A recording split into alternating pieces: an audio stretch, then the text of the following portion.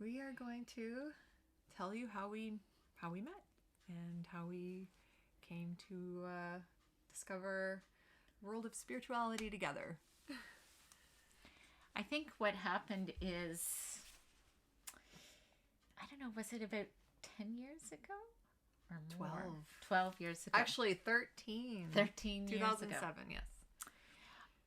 We met at a triathlon. Mm-hmm. Yes. I was racing my first triathlon, and the woman that had helped me train for it was there with me, and she came up to you very excited and was like, oh my goodness, I hear Caron Shepley is here. and Do you know where she is? And I'm like, I'm Caron Shepley. So it was kind of funny. It was, because Caron and her husband Barry are well-known triathlon coaches. But obviously she had just never seen you. But Right. I believe she saw your name on the roster and just got really excited that such a well-known coach was going to be there. So then fast forward, I became your coach. Yes. And trained you for the World Championships in 2008 in That's Vancouver. Right. Yeah. So when luckily, having Jody introduce me and find out who you were as a coach, as soon as I qualified, I knew I wanted you to coach me. And so we spent the next, 9 months. You were helping me prepare for the race. Yeah. And so we got to know each other. I went to Caron's yoga classes every week, which were amazing. You were extremely supportive and very knowledgeable. So it was a fun year. And I think we started talking about our spiritual interests one day on the paddleboard. I also teach yoga on the paddleboard. And we were paddling, and you started telling me about tarot cards. Mm-hmm.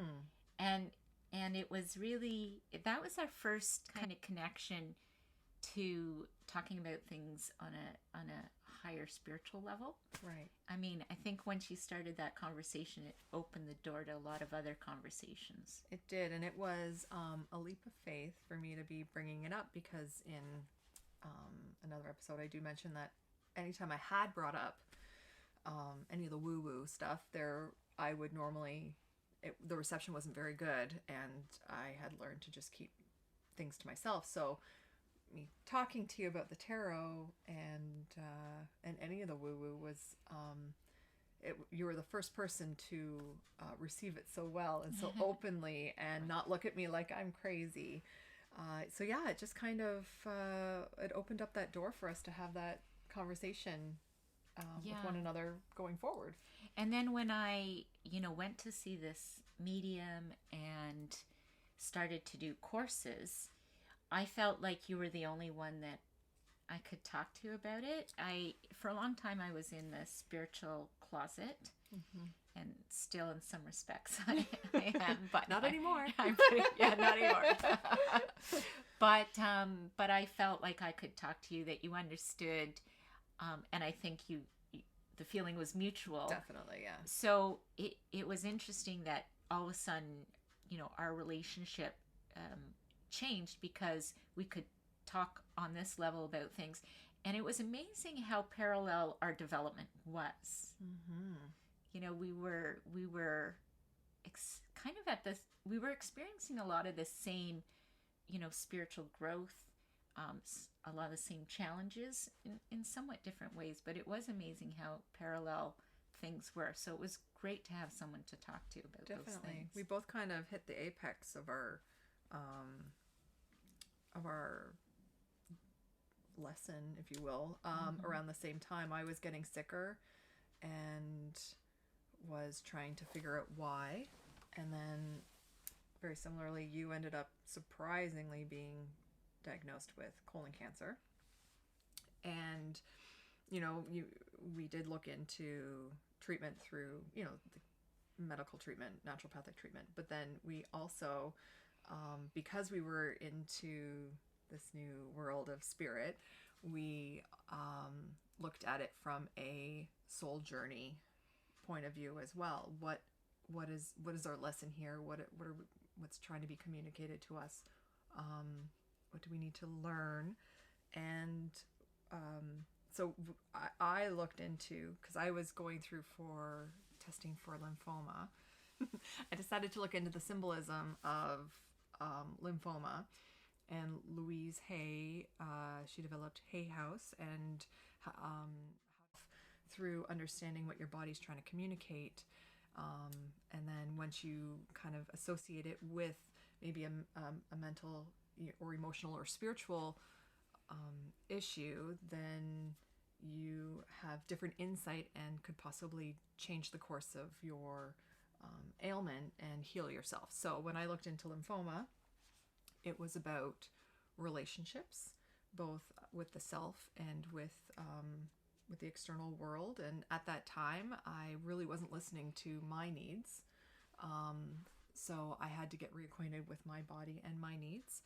And then I was in a relationship that wasn't serving me anymore, but I kept trying. We kept trying to make it work, and it just really wasn't working. So I wasn't fulfilled that way. And my practice, I really didn't have good balance, good boundaries with my own professional practice. So I was giving too much of myself away and draining myself. So that perspective gave me a new insight into what maybe my body was trying to communicate through being as sick as it was.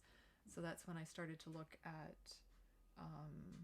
that's really when I dove into following more of the signs and listening to my body and taking those leaps of faith to heal myself. At that same time, I was diagnosed with colon cancer, and it was an odd thing because I'd been vegetarian for 30 years. Don't smoke, don't drink a lot, exercise, do yoga, I do all the right things, no family history. So it just didn't make sense. Where did this come from? So I think when you get an illness, it's good to address the physical and the mental side of things, and investigate the causes, but also the spiritual side. And for me, I really thought that this was a soul journey of sorts, that there were lessons that I had to learn, looking at it from that perspective really helped me realize that, on the bad days, and there were some bad days, that on the bad days, those are the days where you learn the most about yourself. Mm-hmm. And I knew that there was something I was supposed to learn going through this journey.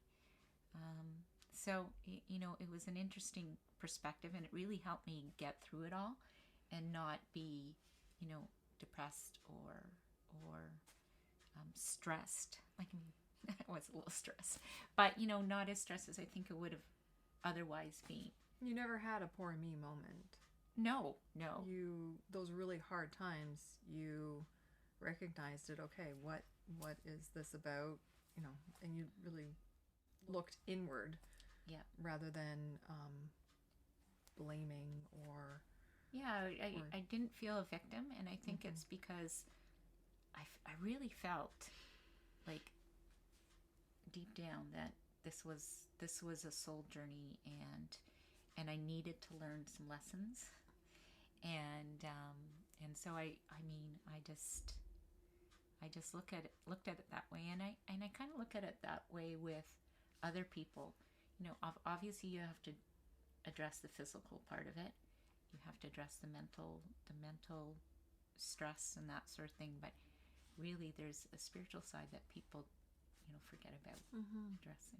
And it was really great that we had each other to bounce those ideas off of too. And that paired with our soul coaching classes and intuitive development classes, we really got to apply it practically to our own journeys. It was an experiment pretty much for us to, what else, what have we got to lose, right? Like, let's bring that into our treatments as well. And I can speak for me. I don't know if it's the same with you, but it was pivotal for me. Had I not had had I not spent so much time learning about the spiritual aspect and my needs from a soul journey level or soul contract, I probably would not be in the shape that I'm in today.